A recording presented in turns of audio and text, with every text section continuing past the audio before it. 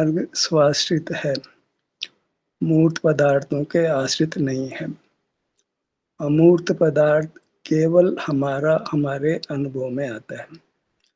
अन्य जीव अमूर्त होने पर भी हमारे ज्ञान गोचर नहीं है, उनका सुख हमारे अनुभव में नहीं आ सकता है।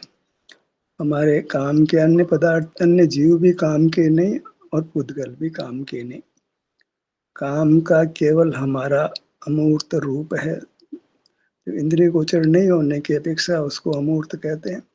अन्यथा वह संवेदन गोचर है, सुख रूप है और सुख रूप से अनुभव में आता है।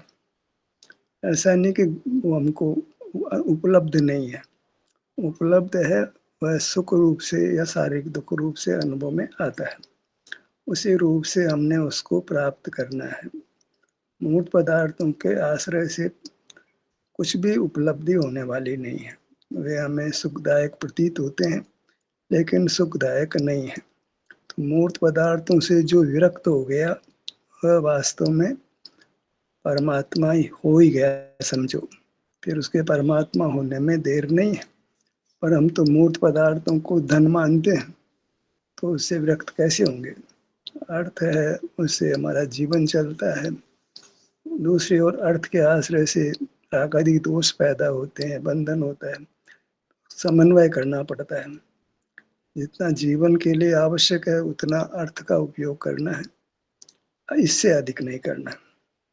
अर्थ का प्रयोग अत्यंत सीमित हो। हम तो अर्थ को बेहिसाब कमाना चाहते हैं, उनकी उसकी रक्षा करना चाहते हैं, उसको भोगना चाहते हैं, तो रास्ता कुछ उल्टी दिशा में चल गया है। सारा ही जगत है वो पढ़ लिख करके अधिक से अधिक अर्थ कमाना चाहता है, अधिक से अधिक अर्थ को भोगना चाहता है। अर्थ भोगने की वस्तु नहीं है, जीवन यापन की वस्तु सीमित रूप से हमारे पास चाहिए, सुख के लिए नहीं, जीवन यापन के लिए। यह अभी जीवन है वह कमजोर होने से मूर्त पदार्थों के आश्रित है। हमको भोजन चाहिए, पानी चाहिए, वस्त्र चाहिए, कुछ पदार्थ सीमित उपयोग के लिए हमें आवश्यक होते हैं।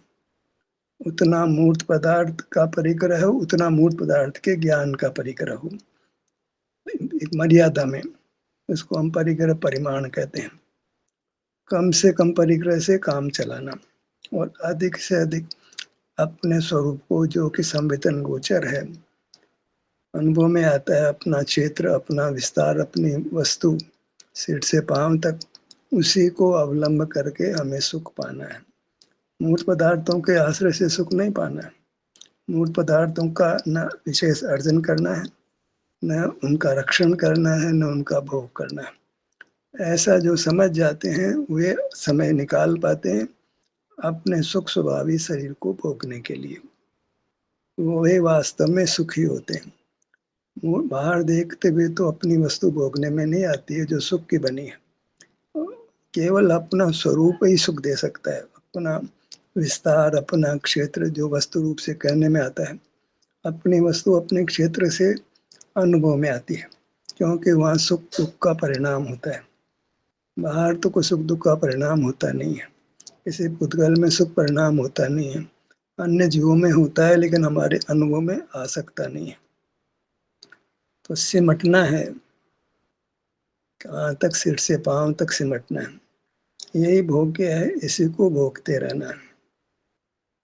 ये जो कर लेता है वह संसार सागर को पार पा लेता है। समय मिला है अपनी वस्तु को भोग करके हमको कर्मों से मुक्त होना है। अपनी वस्तु को भोगना वही कर्म क्षय का कारण है, और कोई कारण नहीं है। अपनी वस्तु सुख स्वभाव ही है तो सुख रूप से भोगने में आती है, और जो सुख भोगते भोगते परमात्मा बनता है। दुख भोगते भोगते तो एक बीच भी परमात्मा नहीं बना है। दुख धीरे धीरे कम हो, फिर सुख में बदलता है, फिर धीरे धीरे सुख बढ़ता है, फिर सुख पूर्ण होता है। हमें कथाओं में नहीं जाना है, स्वरूप संवेदन से, अपने आश्रय से हमको सुख की प्राप्ति होती है, कर्म की निर्जरा होती है, हमें उत्तरोत्तर अधिक बढ़ता हुआ सुख अनुभव में आता है। इस मार्ग में कोई पीड़ा भोगनी पड़ेगी, परिचय सहन करना पड़ेगा, ऐसा कुछ आकुल व्याकुल नहीं होना है। इस मार्ग में आपको उत्तरोत्तर बढ़ता हुआ सुख मिलेगा। कोई कष्ट सहने जैसा नहीं है। मुनिराज कितना कष्ट सहते हैं तो ये मुनिराज ही नहीं है। वे तो संसारी प्राणी से भी बेहतरीन है, क्योंकि संसारी प्राणी भी इतना कष्ट नहीं भोगते हैं। जो कष्ट भोगते हैं वे तो बदतर जीव हैं। मोक्ष मार्ग में कष्टों का क्या काम है? मोक्ष मार्ग तो दुखों से, कष्टों से मुक्त होने का नाम है। मोक्ष मार्ग में उत्तरोत्तर दुखों से मुक्त होते हैं, दुख नहीं पाते हैं, उत्तरोत्तर अधिक सुख पाते हैं। तो ये मार्ग कष्ट भोगने का नहीं है, तो सुख भोगने का है। ऐसा सुख भोगते हैं जो जगत में उपलब्ध नहीं होता है। चाहे आपको अतुल धन मिल जाए, पद मिल जाए, नाम मिल जाए, लेकिन वो सुख वास्तव में सुख नहीं है। सुख तो अपने से मिलता है, स्वयं से मिलता है, स्वाधीनता से मिलता है, और वह ज्ञान के द्वारा उपलब्ध नहीं है। वह तो अनुभव रूप है, स्वयं में अनुभव रूप है। वह तो प्रत्यक्ष स्वयं के अनुभव में आता है, उसमें कोई दूसरा साधन नहीं बनता है। साधन बने तो फिर वो पराधीन हो जाता है। ज्ञान के अधीन है तो ज्ञान तो स्वयं ही पराधीन है। तो फिर सुख का अनुभव यदि ज्ञान से हो तो सुख का अनुभव भी पराधीन होगा। जैसे ज्ञान से सुख का अनुभव किया जाए, वो ज्ञान स्वयं ही पराधीन है, तो वो सुख का अनुभव भी पराधीन होगा। ज्ञान प्रकट इंद्रियों से होता है, मूर्त शरीर की सहाय से होता है, तो स्वयं ही पराधीन है। तो उसके द्वारा, पराधीन भाव के द्वारा स्वाधीन सुख नहीं भोगा जाता है, अपना सुख नहीं भोगा जाता है। अब क्योंकि अपना सुख तो प्रत्यक्ष स्वाधीनता से भोगा जाता है। ज्ञान के आश्रित मोक्ष मार्ग नहीं है। मोक्ष मार्ग तो ज्ञान के निरोध के आश्रित है। बस फिर भी ज्ञान की महिमा गाई जाती है, इतना कि यह समझ आ जाए कि वस्तु ज्ञान गोचर नहीं है, संवेदन गोचर है।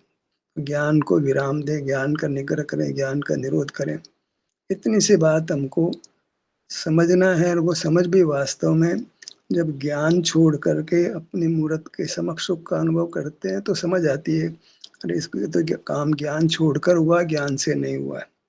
पदार्थों को जानना बंद किया, विचार भी बंद किया, तब अपने में हुए तो हमें सुख का अनुभव हुआ। ज्ञान से नहीं हुआ, ज्ञान छोड़कर अनुभव हुआ। ऐसे हमको ज्ञान की हेयता भाषित होती है। जिस जिसने ज्ञान को हे जान लिया वह मुक्त हो गया। आचार्य भी स्पष्टता से कहते हैं प्रवचन सार में, तो स्पष्टता से गाथा नंबर 64 उसमें स्पष्टता से कहते हैं, जब तक हत इंद्रियां जीवित है दुख जीवित है। माने हत माने निंद, इंद्रिय ज्ञान निंद है, और वो ज्ञान इंद्रिय ज्ञान ही होता है, वो अतीन्द्रिय ज्ञान होता नहीं है। तो सारा ज्ञान को ही आचार्य निंद कहते हैं। वो जब तक रहेगा तब तक दुख जीवित रहेगा। जब ज्ञान को मिटा देंगे तभी परमात्मा होंगे। ज्ञान ही हमारे सुख में बाधक बनता है, और कोई बाधक नहीं बनता है। ज्ञान से ही हम निंद होते हैं। जब ज्ञान से मूर्त पदार्थों को देखते जानते हैं तो इंद्रिय ज्ञान में खड़े होते हैं। इंद्रिय ज्ञान स्वयं एक निंद भाव है। इंद्रिय ज्ञान को ही काम भोग संज्ञा है, उससे जीव दुख पाता है। इससे भोग का फल रस होता है। प्रारंभ में सुख लगता है, लेकिन उसका अंत अत्यंत दुखद होता है। उस पंच परावर्तन वो सब इंद्रिय ज्ञान, इंद्रिय सुख से होते हैं, और कोई कारण नहीं। तो इंद्रिय सुख वो अर्थ के आश्रित है, धन के आश्रित है। तभी अर्थम अनर्थानाम मूलम, अर्थ है वह अनर्थ का मूल है, धन है वह दुख का मूल है। दुख के मूल में धन है। धन के आश्रय से जीव दुख पाता है। धन का आश्रय नहीं करके अपनी मूर्त का आश्रय करे तो परमात्मा बने। धन है वो एक जीविका का कमजोर अवस्था में साधन है। कमजोर अवस्था में जब जीव अनुभव से कर्म का नाश कर लेता है तो कमजोर नहीं कहलाता है। वह जीव को, उसको धन की जरूरत बिल्कुल नहीं होती है। धन एक कमजोरी का आलम्बन है, तो उसको आलम्बन लेते हुए साधक अपने आप में शर्म महसूस करता है। चाहे रोटी खाता हो, चाहे पानी पीता हो, चाहे वस्त्र पहनता हो, चाहे मकान में रहता हो, उसको उसमें लज्जा लगती है कि मेरा यह स्वरूप नहीं है। मेरा स्वरूप तो अपने स्वरूप को जो सिर से पांव तक अनुभव गोचर है, उसी के अनुभव रूप रहना, यही मेरा स्वरूप है, यही मेरा स्वभाव है, यही मेरा चरित्र है। इससे अधिक मेरा चरित्र नहीं है। बस अपनी मूर्त जो सिर से पांव तक विस्तार को प्राप्त अनुभव में आती है, बस उसी के अनुभव रूप रहना, इतना सा मोक्ष मार्ग है, अत्यंत संक्षिप्त। इसके लिए कोई शास्त्र पढ़ने की जरूरत नहीं, कोई भगवान की पूजा करने की दरकार नहीं, कोई भगवान के दर्शन करने की दरकार नहीं, तीर्थों पर जाने की दरकार नहीं, कोई दया दान आदि करने की आवश्यकता नहीं है। केवल केवल अपने स्वरूप को भोगना, जो सुख का बना हुआ है, जो आपाद मस्तक विस्तार को प्राप्त है, उसी के समक्ष खड़े रहना। इसी बात का हम पृष्ठ पेषण हर सेशन में करते हैं, क्योंकि इससे अधिक मोक्ष का मार्ग नहीं है। हम विराम पाते हैं सारे तथाकथित धार्मिक क्रियाओं से, जो धर्म के रूप में प्रसिद्ध है। देव दर्शन, पूजा, स्वाध्याय, संयम, तप, दान, ये सब धर्म के अर्थ में प्रसिद्ध है। गृहस्थों के इनको कर्तव्य भी आचार्य ने बना दिया है, तो हम उसमें अटक गए हैं। शास्त्र का उपदेश हमारे लिए कई बार कष्ट का कारण बनता है। उसमें हम कहीं उत्तम सुख तो नहीं पाते हैं और धर्माभास में खड़े हो जाते हैं, जो धर्म तो नहीं है, धर्म सा लगता है। 10 धर्म का चर्चा होती है, वो सब 10 धर्म है, वो सब विकल्पात्मक है। 12 बावन विकल्पात्मक है, 16 कारण बावन विकल्पात्मक है, छठ आवश्यक विकल्पात्मक है, 28 मूल गुण विकल्पात्मक, ग्रस्तों के 8 मूल गुण विकल्पात्मक है। सब जिनवाणी है, वो कहीं निर्विकल्प हमको करती दिखाई नहीं देती है। थोड़ा सा जिनवाणी का अंश कहीं कदाचित मिलता है, वो कहता है कि अपनी चिन्ह मूर्त का अनुभव करो, और थोड़ा अंश मिलता है, न के बराबर मिलता है। बाकी तो सब हमको ज्ञान और क्रिया में ही रोकता हुआ दिखाई पड़ता है। सो इस कलयुग का ही प्रताप है, हुंडा अवसर्पणी का ही प्रताप है, जो वास्तविक जिन धर्म लुप्त हो गया है और कालांतर में और अधिक लुप्त होने वाला है। अब जीवों को फुर्सत ही नहीं है कुछ भी जिनवाणी को पढ़ने की, सुनने समझने की भी। वह ज्ञान और आजीविका में इतना उलझ गया है कि पूछो मत। हम भी हमारी संतति को बस बढ़िया से बड़ा देश विदेश में पढ़ने के लिए भेजते हैं, खूब पैसा खर्च करते हैं, पढ़ने के लिए भेज देते हैं। अपने बच्चों को भी घर से बाहर भेज देते हैं युवावस्था में, जहाँ की भयंकर खतरा रहता है। उस खतरे में अब अपने हाथ से उनको डाल देते हैं, किसी हेतु से कि वे धन अर्जित करें। बहुत धन होने पर भी हम हमारी संतति को धन उपार्जन के लिए अपने से दूर कर देते हैं युवावस्था में, जहाँ जो अवस्था बहुत जोखिम भरी होती है। हम स्वयं उनको जोखिम में डाल देते हैं, कष्ट में डाल देते हैं। माता पिता को होश भी नहीं होता और क्या से क्या हो जाता है। अभी हमारे घर में एक टीनेंट है, वो लड़की है, वो किसी के साथ भाग गई है। माता पिता बेचारे परेशान हैं। माता पिता ने बच्ची को पढ़ने के लिए भेजा, बच्ची ने गुल खिलाया और वो तो किसी के साथ भाग गई। माता पिता को मालूम भी नहीं कि कहाँ है, कैसे है। हर घर की ये कहानी है कि बच्चियां आजीविका के लिए जाती है और अन्य मति के साथ विवाह कर लेती है, पढ़ते हुए ही कर लेती है या आजीविका के दौरान कर लेती है। तो हम जैन धर्म से अपने बच्चों को अत्यंत दूर करते हैं। समझना है कि हमको क्या करना है।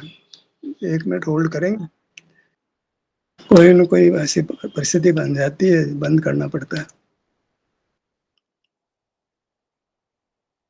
चाहिए अर्थ, चाहिए अर्थ चाहिए, क्या अर्थ चाहिए भैया? दाल रोटी को क्या अर्थ चाहिए होता है? चढ़ता हुआ काल, अब जो नहीं आएगी तो चढ़ता हुआ काल आएगा। पर अभी तो अवसर पर नहीं चल रही, दिन दिन गिरेगा ही, माहौल गिरेगा ही। हम अपने आप को किसी तरह बचा लें, इतनी सी बात है। तो बचाने में ही अपना सहारा है। ऐसे माहौल में हम जी रहे हैं जहाँ अर्थ प्रदान है, ज्ञान प्रदान है। धर्म के नाम पर भी ज्ञान और अर्थ की बात हो रही खूब जोरों से। धर्म के वातावरण, धर्म के सारे कार्यक्रमों में भी ज्ञान और अर्थ प्रदान हो रहा है। वहाँ भी कोई स्व संवेदन की तो बात प्राय नहीं होती है। अपने विस्तार के समक्ष होना, इसकी तो बात भी दूर दूर तक नहीं होती है। धर्म का तो जैसे लोप ही हो गया ना। तो यह कि कुछ विरल जीव हैं जो अपने विस्तार, अपने क्षेत्र को महत्व देते हैं। आगम में भी क्षेत्र को महत्व नहीं दिया गया, ज्ञान को ही महत्व दिया गया, आकार को महत्व नहीं दिया गया। तो फिर वो जैन धर्म हमारे लिए साधक नहीं बन पाता है। भले हम ज्ञान अर्जित कर लेते हैं, बहुत शुद्ध ज्ञान कर लेते हैं, लेकिन मोक्ष मार्ग नहीं मिलता है। हम समझते हैं बहुत शुद्ध ज्ञान हो गया, तुमको मोक्ष मार्ग मिल गया, पर ऐसा नहीं होता है। बहुत शुद्ध ज्ञान से मान कषायत हो जाती है, मोक्ष मार्ग नहीं मिलता है। कितना शास्त्र पढ़ते हैं, कितना धार्मिक क्रियाओं कर, सब छूट जाता है ना। मार्ग में तो सब छूट जाता है उल्टा। जिसको मार्ग माना गया था वो उल्टा छूट जाता है। जब हम वास्तविक मोक्ष मार्ग पे आते हैं तो जो जिसको हमने मोक्ष मार्ग माना था वो सब छूटता है। जो चल रही थी वो सब मिटती है उल्टा। उनको हम चलाकर छोड़ते हैं, बाधक जानकर छोड़ते हैं। काम तो कुछ और ही करना था, काम तो अपने क्षेत्र में रहना था, जहाँ कोई ज्ञान था न क्रिया थी। मार्ग कुछ अलग ही निकला। ज्ञान क्रिया में मार्ग ढूंढ रहे थे, मार्ग कुछ अलग ही प्रकार का निकला। अपना अपना विस्तार वस्तु के रूप से समझ आया और वो सुख का बना था, तो उससे जुड़े तो हमको सुख होने लगा। तो मार्ग का प्रकार ही दूसरा गया, शब्द का काम ही नहीं, अंकों का काम ही नहीं है, विकल्पों का काम ही नहीं, पर का काम ही नहीं है, शुभ अशुभ दोनों ही नहीं है। मार्ग तो ऐसा है, करना अपना काम बन रहा है ना। अब करना सारी दुनिया को थोड़ी देखना है। दुनिया को देखेंगे तो फिर हम उन मार्ग पे आ जाएंगे। अपना काम बन रहा है, दूसरे की ओर देखना ही नहीं है। तो गए ना, बीती ताई बिसारी वर्तमान की सुध ले। अपना वर्तमान अच्छा हो रहा तो भविष्य भी अच्छा हो जाएगा। है कि परिजन भी हमारे इस मार्ग पर लगे, और बड़ा मुश्किल काम है। औरों को लगाना तो दूर, अपने परिजनों को पर कोई लागू कोई बताना बड़ा मुश्किल लगता है। जो हम रहते हैं उनको हम जो है इस मार्ग के लिए राजी नहीं कर पाते हैं। जिसको राजी होना वो राजी होगा, हमारे प्रयत्न से नहीं राजी होता है। जो राजी होता है वो अपने पुरुषार्थ से राजी होता है, हमारे कारण से राजी नहीं होता है। राजी हुआ अपने बिल्कुल सही बात। पुरुषार्थ, जो भी राजी हुआ अपने खुद के पुरुषार्थ से राजी हुआ है, हमारे कारण से राजी नहीं हुआ। खुदा जैसी बात भी नहीं रहती है। यहाँ सारा काम अपन ने किया है तो अपने में ही करना है, पर कोई याद ही नहीं करना। उस पर दूसरा उपदेश भी दे, हम नहीं करें तो पर क्या कर सकता है। हम स्वयं का ही है। स्वयं में अपनी मूर्त को आता है, मूर्त सुख देती है, मूर्त में मगन हो जाता है, बात खत्म हो जाती है। श्वेतांबर ने 20 पंथ है न 13 पंथ है न, ये सब कोई पंथ अंत कुछ भी नहीं है इसमें। फिर क्यों का अभाव है। कोई तारण पंथ भी नहीं है, कोई डूंडिया पंथ नहीं है, 13 पंथ 20 पंथ, कितने कितने पंथ चल रहे हैं स्थान को पता नहीं क्या क्या। मंदिर मार्गी नहीं मंदिर मार्गी, कोई मुनि पंथ या कोई पंथ का काम ही नहीं है। तो आप ही है बस, खुद का पंथ है ये तो। दूसरे का काम नहीं है, खुद का ही पंथ है, आपका खुद का पंथ है ये तो। ही रचा जाता है तो वो ये अपना ही पंथ है, उसमें दूसरे का काम ही नहीं है। 100% आप ही है, दूसरा कोई नहीं है। इसलिए खुद का पंथ है ये तो। याद ही नहीं करना, याद करते हैं तो अपना पंथ छूटता है अपने हाथ से, उनका विषय बनता है तो वही संसार खड़ा हो जाता है ना। तो अपने को तो पर को भी याद नहीं करना, ज्ञान को भी याद नहीं करना, दोनों गे ज्ञायक है, तो उसमें दोनों को ही छोड़ना है। यहाँ तो स्व संवेदन स्व संवेद्य इतनी बात है, बिल्कुल अलग है। जहाँ ज्ञान गेय है वहाँ स्व संवेदन स्व संवेद्य नहीं है। जहाँ स्व संवेदन संवेद्य है वहाँ ज्ञान गेय नहीं है। और जो स्व संवेदन संवेद्य है वो सुख रूप है, जो ज्ञान गेय है वो दुख रूप है। ज्ञान गेय दुख रूप है, स्व संवेदन संवेद्य सुख रूप है। तो एक तरफ ज्ञान है, एक तरफ दुख है, और एक तरफ सुख है। ज्ञान दुख है, संवेदन के साथ टेम्पररी कर्म के विपाक से दुख, और संवेदन के कारण दुख नहीं है, वो तो कर्म के विपाक से दुख है। संवेदन के कारण तो वीतरागता ही होती है और सुख ही मिलता है। अपने विस्तार में आने पर अब दुख का क्या काम है, थोड़ा टेम्पररी हो सकता है, बाकी अब दुख का कोई काम नहीं है। अब तो परमात्मा पद को ही आना पड़ता है, मोक्ष को आना पड़ता है, बच के नहीं जा सकता मोक्ष। मन में दुख रहा हो सब समाप्त होने वाला है, कुछ भी रहने वाला नहीं है।